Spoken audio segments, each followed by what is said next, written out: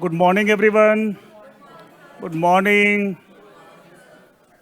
बेटा बातें बंद, क्लास स्टार्ट करते हैं। Good morning all the students who are taking online live classes, very good morning.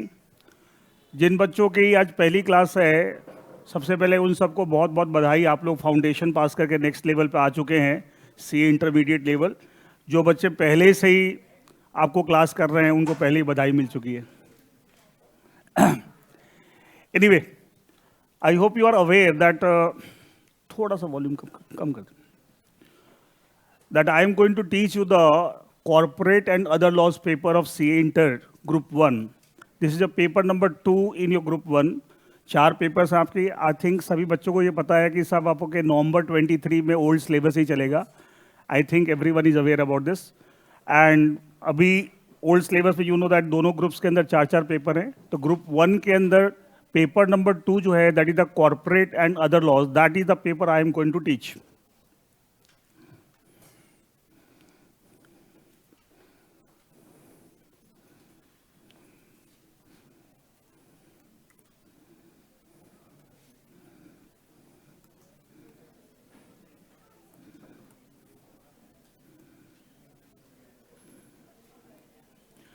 This is the name of the paper, corporate and other laws. जो भी बच्चे बेटा ऑनलाइन लाइव क्लास ले रहे, just say high on the chat box. बातें नहीं please. देखिए, ये पेपर हम स्टार्ट करेंगे, बट उससे पहले जस्ट 2 मिनट हम एक दूसरे को थोड़ा जान लें। मैं अपना ब्रीफली अपना इंट्रोडक्शन दे दूँ। आई होप आप मोस्टली लोग शायद जानते हो कि मेरा नाम संगीत केडिया, माई name is Sangeet Kedia, and by qualification I am company secretary and law graduate from Delhi university, and having a teaching experience of around 23 years, and have been teaching only the laws. And वो मेरा डोमेन है, और qualification भी उसके accordingly है। आप जानते हैं LLB is a law qualification, CS is again you can say expertise in corporate laws. LLB general law degree है और CS कहते हैं is a master degree in corporate laws, तो स्पेशलाइजेशन है। तो दोनों ही बेसिकली लॉ क्वालिफिकेशन है, और मैं लॉ ही सिर्फ डील करता हूँ, और लॉ में हर लेवल पे डील करता हूँ। CA foundation inter final, CS foundation की जगह वहाँ पे CSET आ गया, company secretary executive entrance test, ठीक है वो, that is then CS executive जो आपका इंटर है वहाँ एग्जीक्यूटिव बोलते हैं, एंड ऑल्सो CS प्रोफेशनल जो यहाँ फाइनल बोलते हैं वहाँ प्रोफेशनल बोलते हैं। As well as the law LLB जो बच्चे करते हैं उनको भी मैं पढ़ाता हूँ।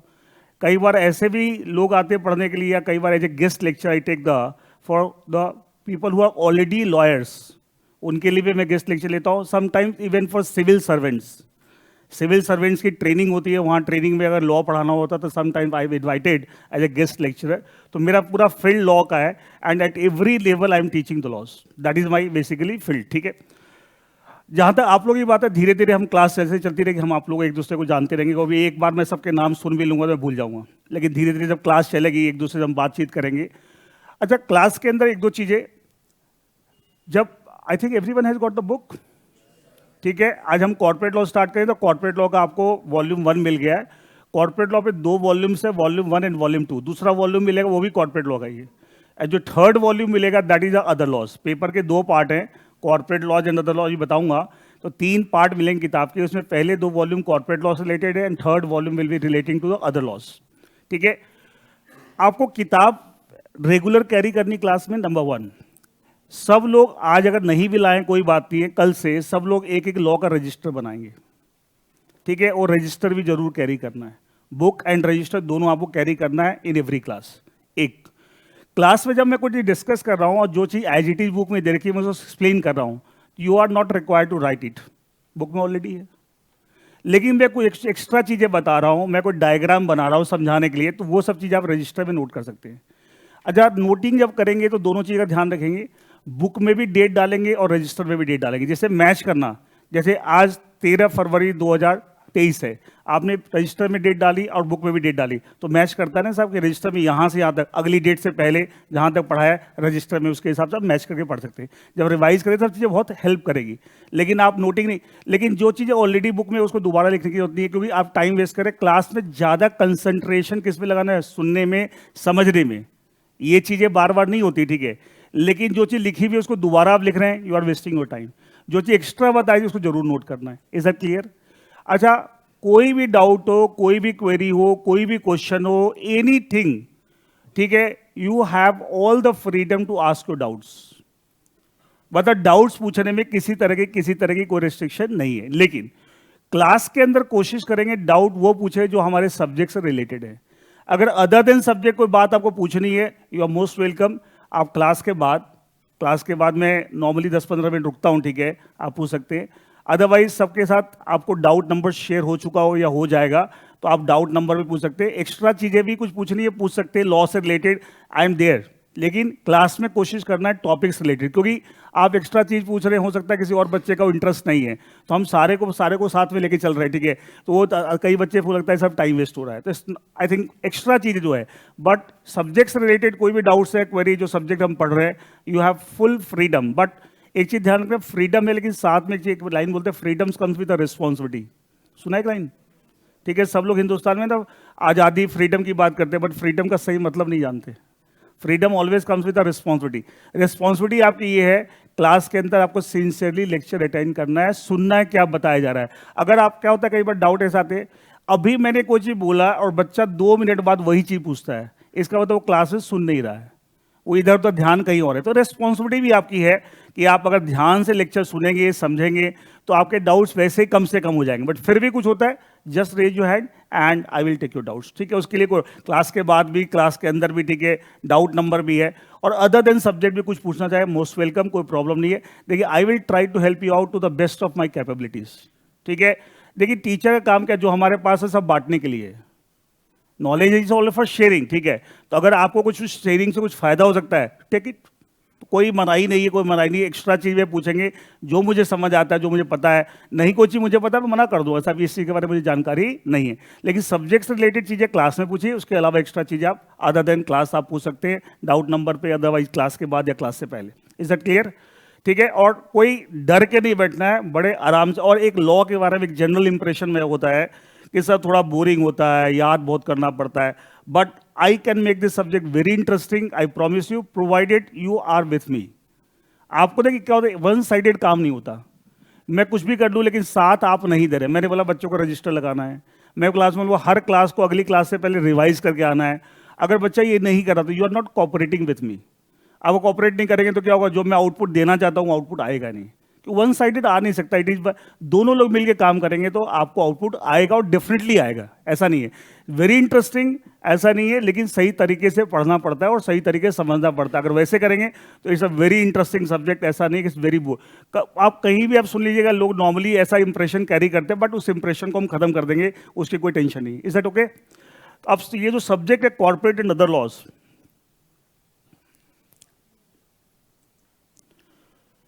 इसका देखिए सिलेबस किस तरीके से आपको सीए इंस्टीट्यूट ने दे रखा है।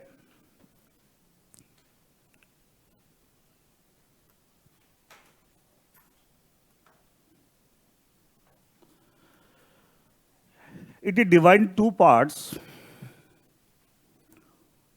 corporate laws and other laws. Corporate laws and other laws, इसलिए पेपर का पूरा नाम क्या हो गया, कॉर्पोरेट एंड अदर लॉज। जो कॉर्पोरेट लॉज है आपका, it has got the weightage of 60 marks and other laws has got the weightage of 40 marks. 60 और 40, 100 नंबर का पेपर हो गया आपका। जो कॉर्पोरेट लॉ है उसमें बेसिकली आपके सिलेबस में क्या है, सिलेबस में आपके companies act 2013, this is actually the syllabus of corporate law portion, companies act 2013। अच्छा, कंपनीज एक्ट 2013, वैसे एक चीज बता दूं, कॉर्पोरेट लॉ और कंपनीज एक्ट में फर्क होता है। Corporate law is a wide term and one of the things in the corporate law is companies act. तो सही माने में आपको पोर्शन लिखा हुआ कॉर्पोरेट लॉ, सिलेबस नाम ये लिखा हुआ है, बट उसके अंदर जो सिलेबस में वो सिर्फ कंपनीज एक्ट है। लेकिन क्या होता है, कंपनीज के ऊपर जितने भी लॉज लगते हैं in addition to companies act, companies act तो लगता ही लगता है, इसके अलावा कैपिटल मार्केट लॉज सुना होगा, सेबी वेबी के लॉज होते हैं लिस्टेड कंपनी पे, वो सब मिला के हम कॉर्पोरेट लॉ बोलते हैं। लेकिन आपके सिलेबस में कॉर्पोरेट, लेकिन सबसे पहले कॉर्पोरेट लॉ में कंपनीज एक्ट ही आता है, तो आपके सिलेबस में कॉर्पोरेट लॉ में सबसे पहले क्या दे रखा है, कंपनीज एक्ट ही। लेकिन कंपनीज एक्ट भी आपका पूरा सिलेबस पे नहीं है, इसका भी सिर्फ आपके ये आपने फाउंडेशन में भी थोड़ा सा कंपनीज एक्ट पढ़ा है, आपने फाउंडेशन में भी क्या आपने पढ़ा हो, कंपनीज एक्ट में 29 चैप्टर्स हैं कंटेनिंग 470 सेक्शन, 470 सेक्शंस हैं।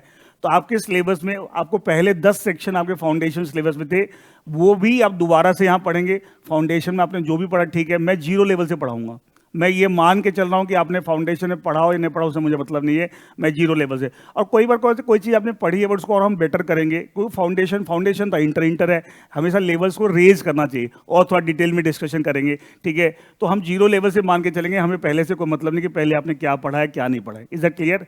देखिए यहाँ पे आपके जो सिलेबस में है, that is the only first 10 chapters, that is chapters 1 to 10, and जिसमें सेक्शंस में आएंगे सेक्शंस 1 to 148। ये 60 नंबर का सिलेबस आपका।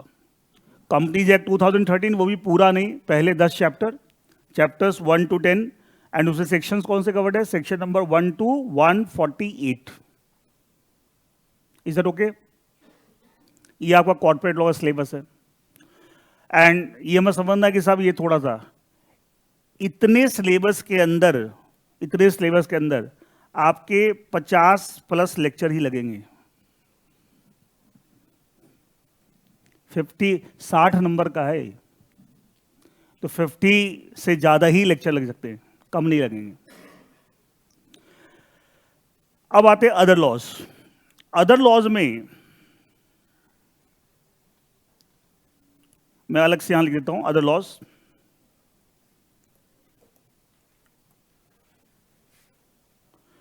जो कि 40 मार्क्स का है आपका।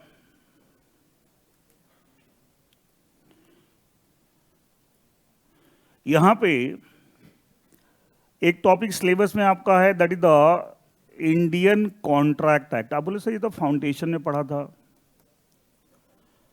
एकदम पढ़ा था आपने फाउंडेशन में, लेकिन फाउंडेशन में आपने से पहले 75 सेक्शन पढ़े थे, sections 1 to 75 of the Indian general principles of contract, अगर याद आ रहा हो। उसके बाद के जो सेक्शंस थे dealing with special types of contract, वो आपको इंटर में सिलेबस में इन अदर लॉज। एंड इसको कहने के लिए हम इंडियन कॉन्ट्रैक्ट वैसे बोलते हैं, लेकिन इसके हम 3 चैप्टर बनाएंगे। इसे क्या बनाएंगे? 3 chapter. Contract of guarantee and indemnity एक आपको होगा, ये 2 अलग special type of contract, contract guarantee है, कॉन्ट्रैक्ट इंडेमनिटी, क्योंकि इनमें बहुत सारी सिमिलरिटी भी है, बहुत सारी डिससिमिलरिटी, इसलिए एक चैप्टर बना रखा अलग से। दूसरा हम पढ़ेंगे contract of bailment and pledge,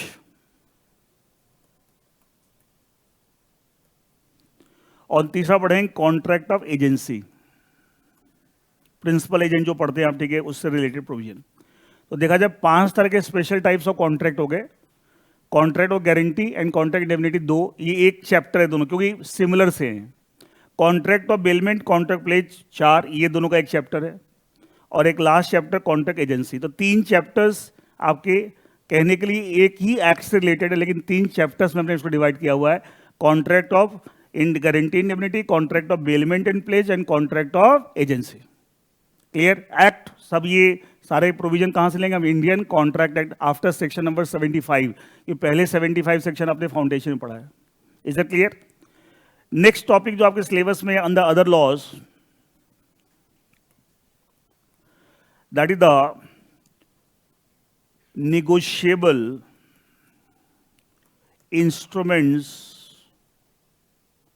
act 1881। आपने कुछ कुछ नाम सुन रखे होंगे, प्रोमिसरी नोट पढ़ा है, चेक, बिल ऑफ एक्सचेंज, ये सब नेगोशिएबल इंस्ट्रूमेंट्स होते हैं। एंड इनसे related we have a law, negotiable instruments act 1881, that is again a part of other laws. Third, interpretation of statutes.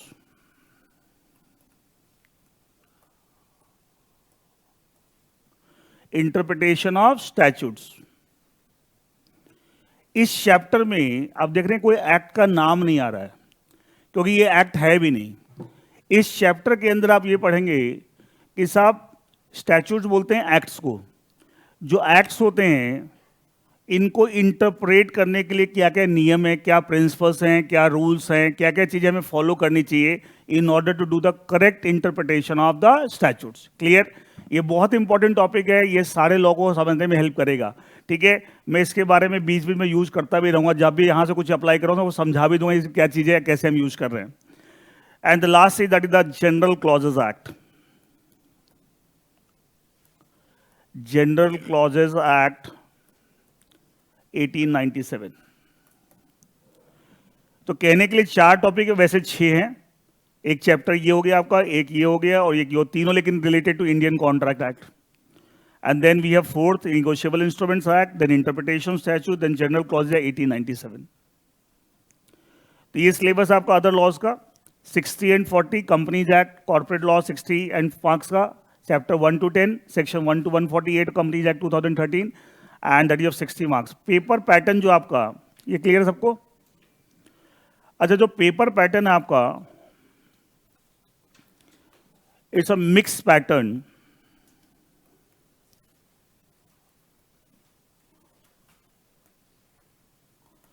Mixed in the sense that 30% is MCQ, multiple choice question, and 70% is subjective, descriptive paper. आपके foundation में law पूरा का पूरा descriptive था, यहां पे mix है 30% MCQ and 70% descriptive, 30-70। And I think it's a best combination, ऐसा ही होना चाहिए हर पेपर में। एक पूरा सब्जेक्टिव पूरा ऑब्जेक्टिव, मेरे हिसाब से कोई पूरा ऑब्जेक्टिव वो भी सही नहीं है। देयर शुड बी मिक्स, उसमें हर तरह की नॉलेज टेस्ट हो जाती है। अच्छा, एमसीक्यू में क्या होता है, जो एग्जैक्ट पता होता है वो सही पकड़ लेता है, जरा सा भी कंफ्यूजन हो वो गड़बड़ कर देगा, तो वहाँ एग्जैक्टनेस चाहिए। डिस्क्रिप्टिव में क्या होता है, आपको लैंग्वेज में पकड़ है कि नहीं उसे पता लगता है कि साहब कंसेप्ट के साथ आप चीज़ों को ठीक से एक्सप्लेन कर पाते नहीं कर पाते, वो डिस्क्रिप्टिव क्वेश्चन से पता लगता है। अच्छा, पूरा पेपर एमसीक्यू होता है तो क्या होता है, किसी की लैंग्वेज अगर वीक भी है तो वहाँ पता नहीं चलता। इसलिए एक बैलेंस अप्रोच ही होती है कि दोनों चीज़ होनी चाहिए, तो दोनों तरह की आपको चीज़ों पे वो देख रहे हैं कि बच्चे को दोनों चीज़ की पकड़ होनी चाहिए। अच्छा, पेपर जो आपका आएगा उसके 2 डिवीजन होंगे, वैसे तो हम आगे डिस्कस कर लेंगे बट एक ब्रीफली बता देता हूं आपको मैं। Division A of the paper जो एमसीक्यू होगा 30 मार्क्स का। अच्छा, एक चीज बताइए, जब पेपर 30 मार्क्स का एमसीक्यू है तो डिवीजन यहां भी 60-40 होगा। 60% किसका होगा, कॉर्पोरेट लॉ का, एंड 40% किसका होगा, अदर लॉज का। तो इसका मतलब ये 30 मार्क्स के अंदर क्या आपको 18 मार्क्स के एमसीक्यू इसके होंगे कॉर्पोरेट लॉ के, इसका 60%, और 12 नंबर के क्या होंगे आपके अदर लॉज के एमसीक्यू। लेकिन एक साथ वो पूरा डिवीजन ए में 30 नंबर एमसीक्यू होगा, जिसमें कि 12 नंबर के एमसीक्यू इसके होंगे अदर लॉज से और 18 नंबर किससे होंगे, from the corporate law. Clear? फिर आपका division B of the paper होगा, आपका वहां भी डिवीजन बी कितने होगा, 70 मार्क्स का। 70 मार्क्स में भी क्या होगा, 60-40। ये सुनो, तो डिवीजन बी जो आपका पेपर का होगा,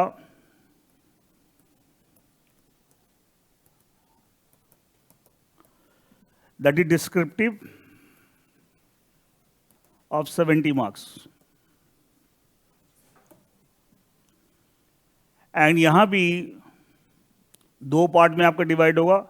अगेन 70 का 60% कितना होगा, 42। तो 42 मार्क्स क्या होगा, कॉर्पोरेट लॉ, एंड 28 मार्क्स इसका होगा अदर लॉस। देख लो आप, 28 मार्क्स यहाँ पे और अदर लॉस 12 है, तो 28 + 12 कितना होगा, 40, और इधर 42 एंड प्लस 18 कितना हो गया, 60। Is it clear, is it okay? अच्छा, इसमें एमसीक्यू में कोई चॉइस नहीं होती, आपको 30 नंबर के क्वेश्चन होंगे, आपको 30 ही करने होंगे। उसमें ज़्यादातर क्वेश्चन 1 नंबर के होते हैं, जो थोड़े ज़्यादा टेक्निकल है, कुछ क्वेश्चन 2-2 नंबर के भी आते हैं एमसीक्यू में। ऐसा नहीं कि 30 नंबर का तो 30 क्वेश्चन आएंगे, हो सकता क्वेश्चन 25 ही नजर आए। उसमें लिखा रहेगा आपको कुछ क्वेश्चन, आपके ज़्यादातर क्वेश्चन 1 नंबर के होते हैं, लेकिन कुछ क्वेश्चन 2 नंबर के भी आ जाते हैं एमसीक्यू में भी। इसका मतलब हो सकता है कि 25 ही क्वेश्चन हो, 24 ही क्वेश्चन हो, उसमें लिखा रहेगा जो ज़्यादा टेक्निकल एमसीक्यू है तो उसमें 2 नंबर का देता है। ठीक है, यहाँ मतलब वो, लेकिन 18-12 वो पैटर्न वही रहेगा, 18 नंबर का कॉर्पोरेट लॉ और 12 नंबर का अदर लॉस। यहाँ पे ये क्लियर हो गया आपका, पेपर स्ट्रक्चर क्लियर हो गया, पेपर किस तरह का बनेगा आपका। अच्छा, जो उसमें 30 नंबर तक कोई एमसीक्यू छोड़ने का चॉइस नहीं, कोई साहब उसमें एक्स्ट्रा एमसीक्यू उधर के आप छोड़ सकते हैं, वो पूरे 30 नंबर के होंगे, पूरा करने होंगे। ठीक है, लेकिन यहाँ पे डिस्क्रिप्टिव में एक चॉइस आपको होगी, डिस्क्रिप्टिव में क्वेश्चन नंबर 1 19 मार्क्स का होगा, जो कि कंपल्सरी क्वेश्चन है।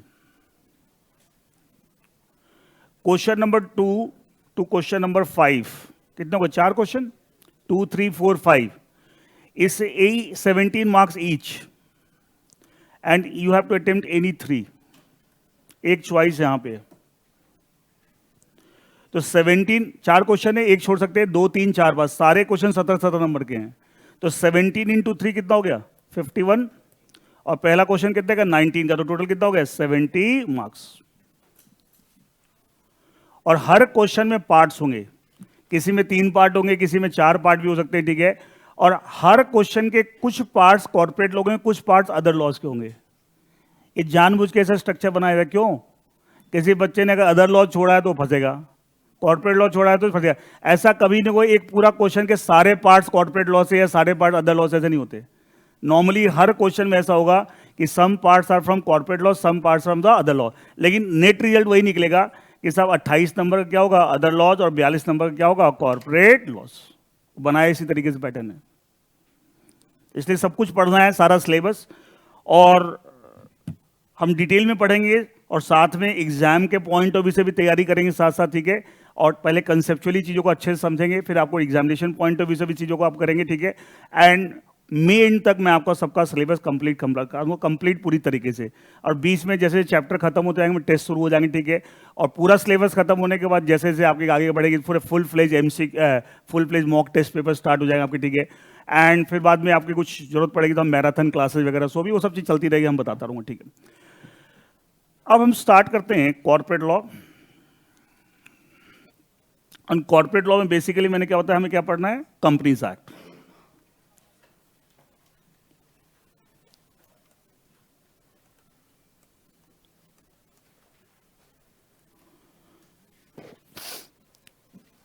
देखिए, कंपनीज एक्ट जब हम बोलते हैं, basically we are talking about company law. Which law we are talking about? Company law.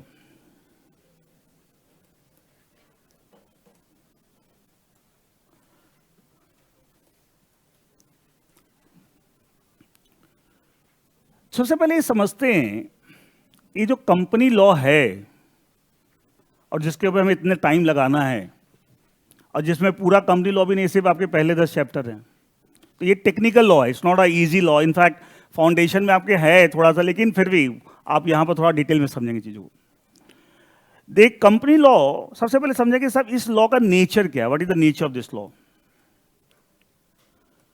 कोई भी चीज आप पढ़ें, एक बेसिक सा नियम होता है, पहले समझिए तो सही वो चीज क्या है, किस कॉन्टेक्स्ट में, वो कहाँ लगता है, पहले ये सब चीज समझनी चाहिए। क्योंकि हमें वो क्लियर नहीं होता तो क्या होता है, बाद में हम गलत जगह उसको लगा देते हैं, जहां लगाना चाहिए वहां नहीं लगाते, जहां नहीं लगाना चाहिए वहां लगा देते हैं। तो हमें इस चीज पर क्लियर चाहिए कि सब्जेक्ट हम जो पढ़ने जा रहे हैं वो क्या है। तो कंपनी लॉ क्या है, पहले what is the nature of this law. First of all थोड़ा डिस्कशन उसके ऊपर करेंगे कि कंपनी लॉ, इस लॉ का नेचर क्या है। Is that clear? देखिए,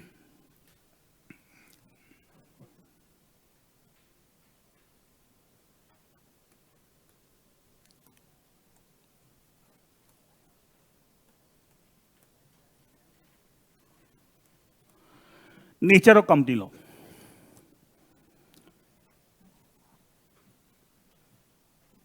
We can say that company law is the law which regulates the company form of business.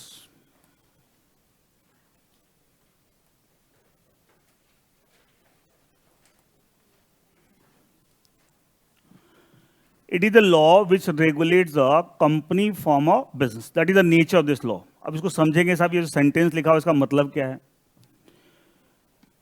Nature of company law क्या है? It's a law, company law is the law which regulates, it regulates what? Company form of business. Now let us try to understand कि साहब इसका क्या मतलब है।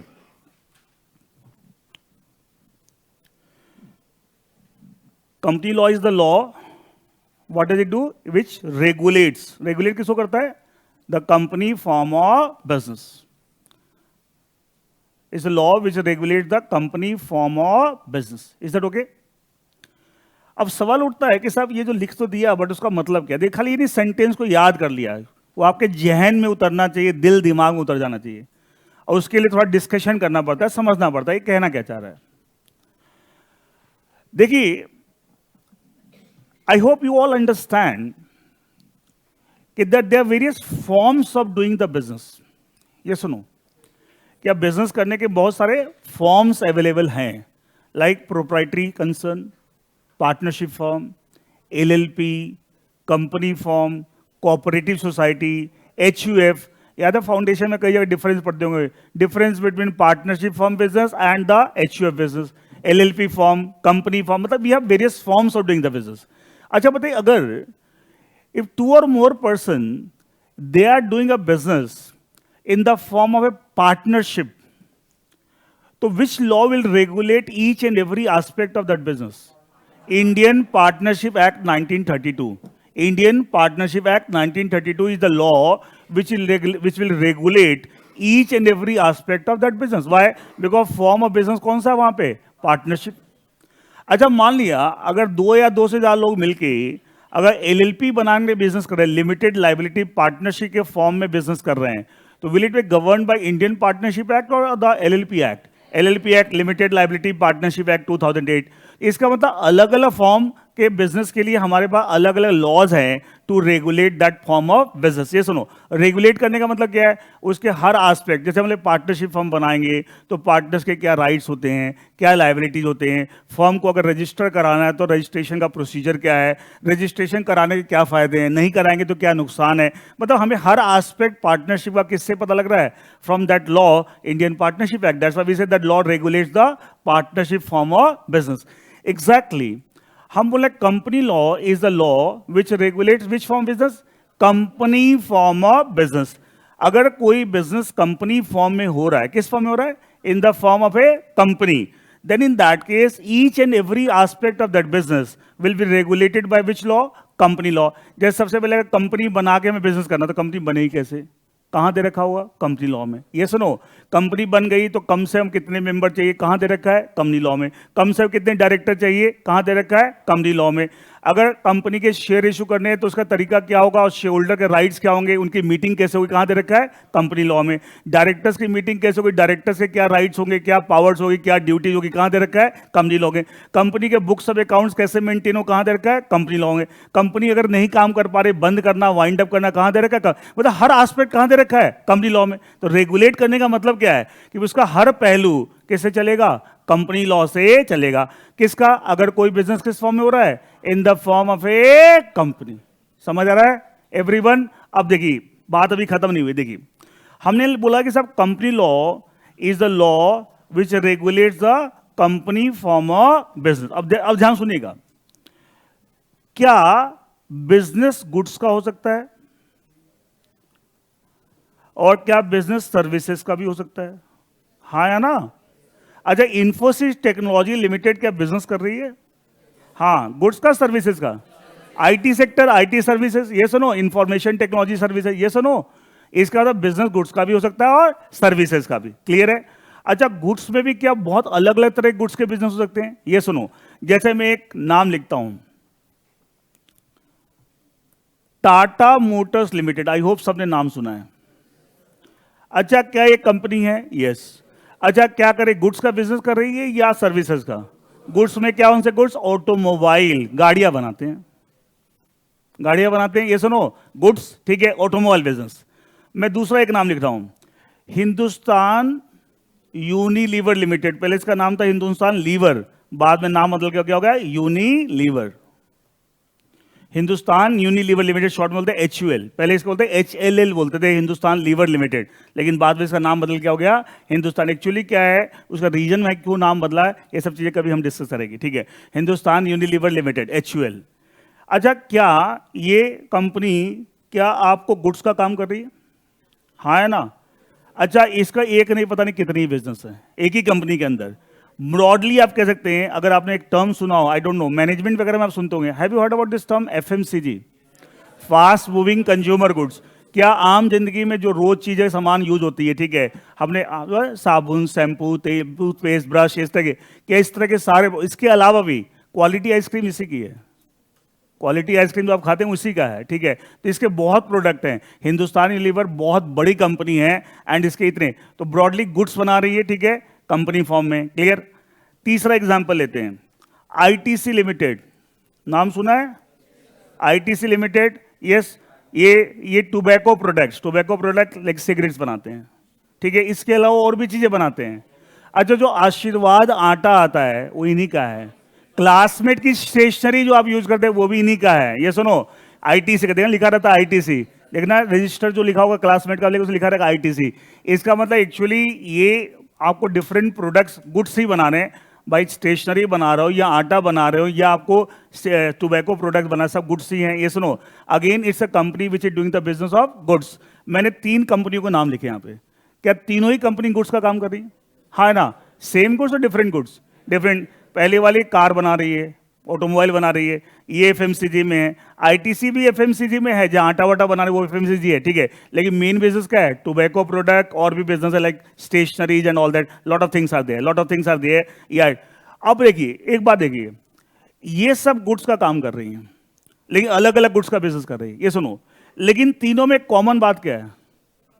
तीनों ही company form में काम कर रहे हैं। क्या कर रहे हैं? कंपनी फॉर्म में काम कर रहे हैं। तो क्या इन सबके ऊपर कंपनी लॉ लगता होगा? यस।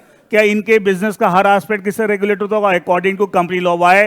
कॉमन बात क्या है कि सब कंपनी फॉर्म में काम कर रहे हैं, चाहे आप काम का नेचर ऑफ बिजनेस अलग अलग है, अलग अलग गुड्स का बिजनेस कर रहे हैं, लेकिन है तो अल्टीमेटली कंपनी फॉर्म में। तो कॉमन बात तो ये हुई, साहब, दिया। और अभी हमने कंपनी लॉ कैसे किसको रेगुलेट करता है?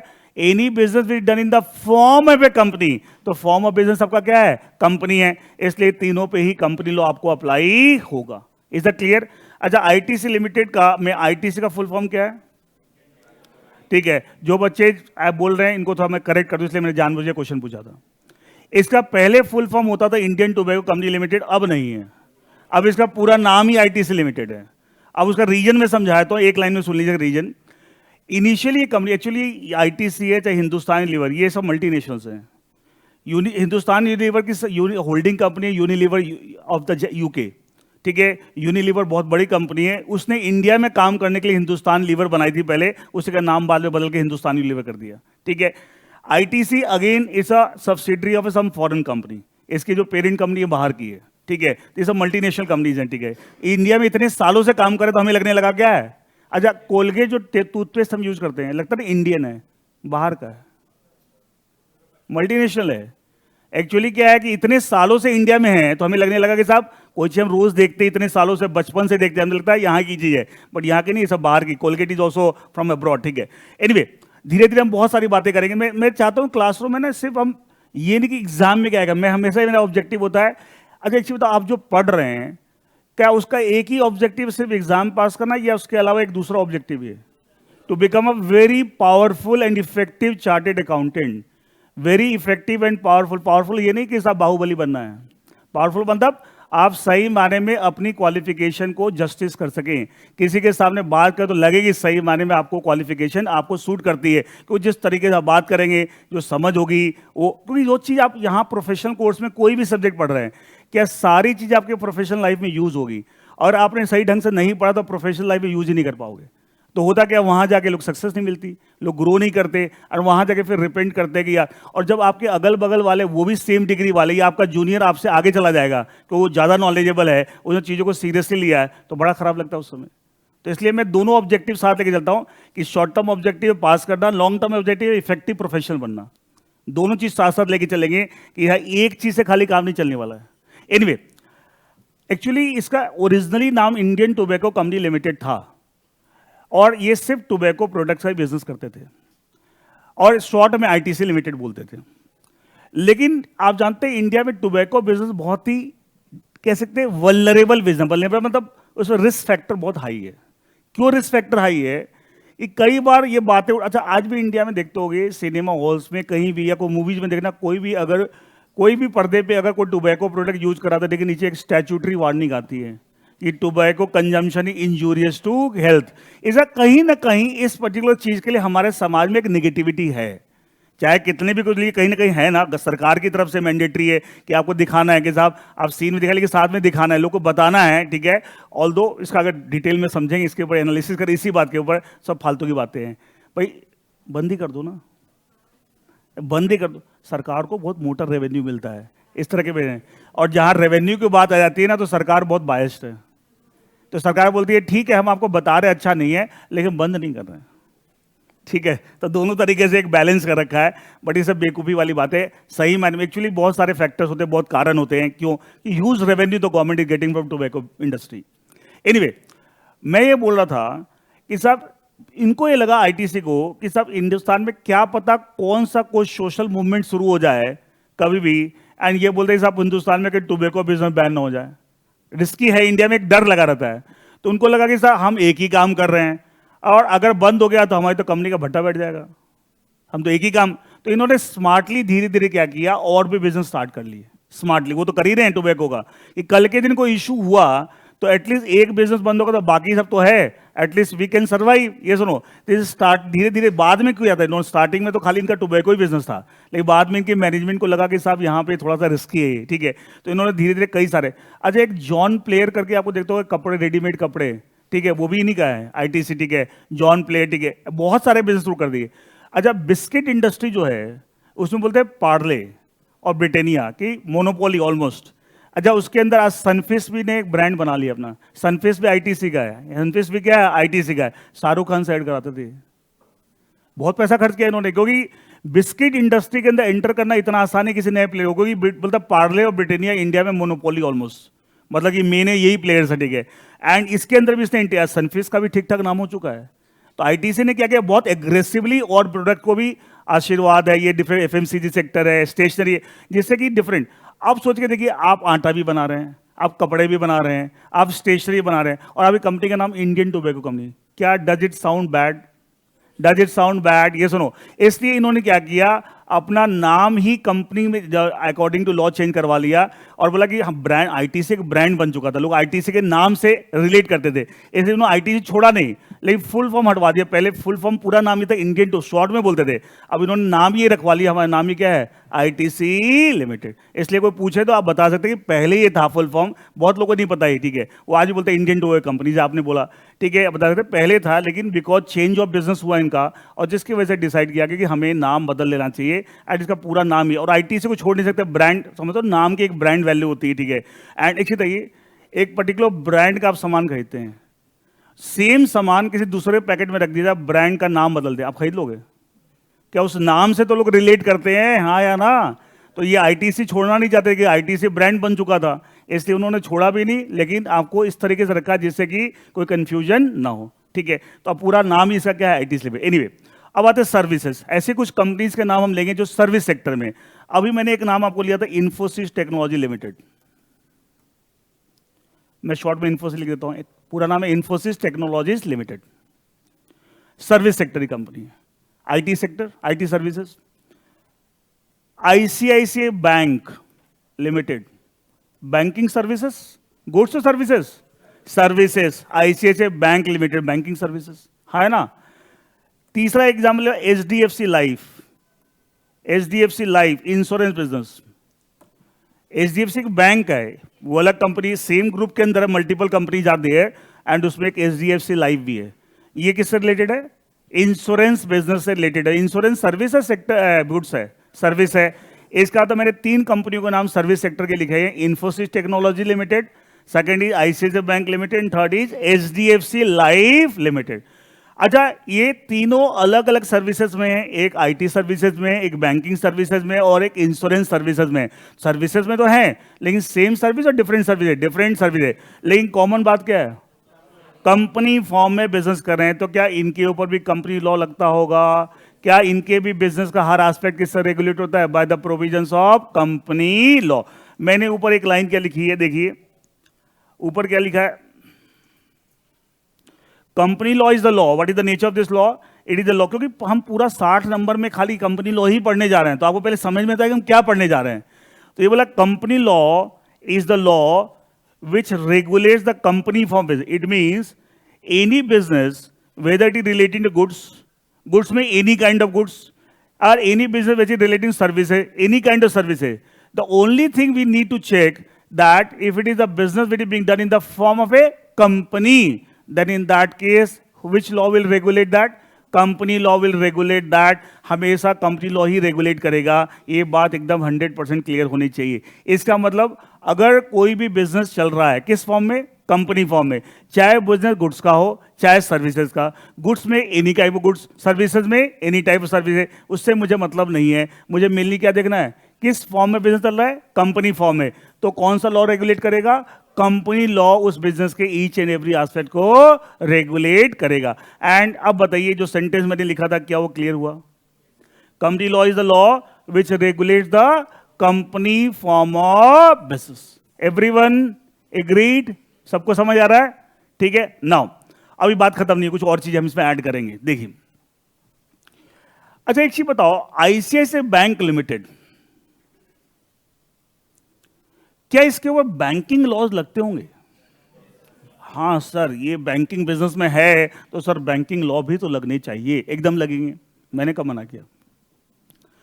अच्छा, एचडीएफसी लाइफ इंश्योरेंस बिजनेस में क्या इस पे इंश्योरेंस लॉज भी लगेंगे? यस, एकदम लगेंगे। कई बच्चे ऐसी चीजों से तुरंत कंफ्यूज हो जाते हैं। कंफ्यूज नहीं होना, इसको कैसे समझना है। देखिए क्या होता है, मैक्सिमम प्रॉब्लम क्या होती है, हमारा समझने का तरीका ही सही नहीं होता। और हमारा एक बार समझने का तरीका सही हो जाए तो चीजें इतनी मुश्किल है नहीं, सब समझ में आ जाता है। लेकिन समझने का पहले तरीके को ठीक करो। याद है 3 इडियट्स में एक सीन दिखाते हैं कि वो अपने 2 फ्रेंड्स के नाम लिख देता बोर्ड पे, बताओ इसका मतलब बताओ। तो उसका डीन गुस्सा करता है, बोला तुम हमें इंजीनियरिंग पढ़ाना सिखाओगे? बोला मैं इंजीनियरिंग आपको पढ़ा दूं, आप इंजीनियरिंग मेरे से फार बेटर जानते हैं, लेकिन मैं तो ये बताता पढ़ाते कैसे हैं। एग्जैक्टली वही बात मैं बोल रहा हूं, पढ़ते कैसे हैं, समझते कैसे हैं। हम मेनली मैक्सिमम बच्चों के साथ समस्या यही होती है कि उनको सही तरीके से पढ़ना ही नहीं आता, सही तरीके से समझना ही नहीं आता। एक बार आपने वो पकड़ लिया तो इतनी मुश्किल चीजें नहीं है। लेकिन तरीका गलत है तो हर चीज बहुत मुश्किल है। तरीका गलत है तो क्या है, हर चीज बहुत मुश्किल है। और अगर तरीका सही है तो इतना मुश्किल नहीं।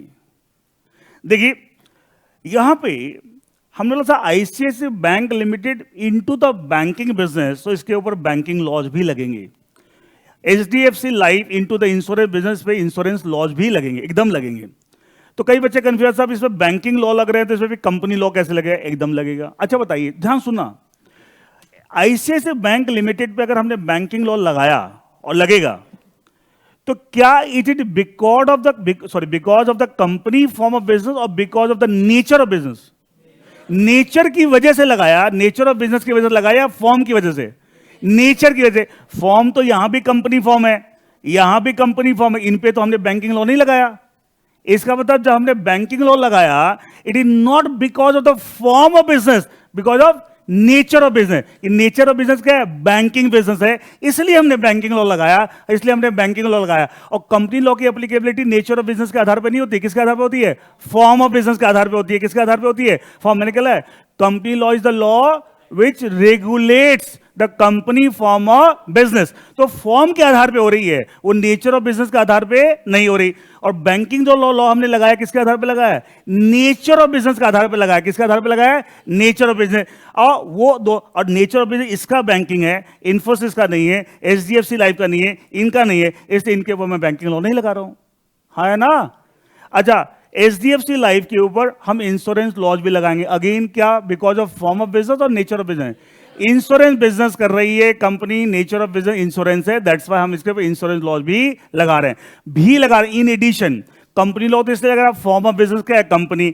और इंश्योरेंस लॉ इसलिए लगा रहे हैं एचडीएफसी लाइफ पे क्योंकि इसका नेचर ऑफ बिजनेस क्या है? इंश्योरेंस। आईसीआईसीआई बैंक के ऊपर कंपनी लॉ के अलावा हम इंश्योरेंस लॉ भी, बैंकिंग लॉ भी क्यों लगा रहे हैं?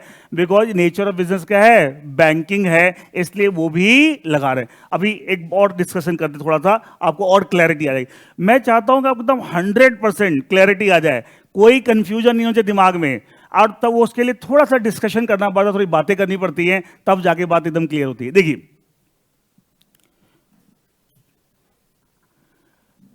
आपने एक नाम सुना होगा, state bank of India, SBI, हाँ या ना? और मैं यहां लिख देता हूं आईसीआईसीआई बैंक लिमिटेड। क्लियर है?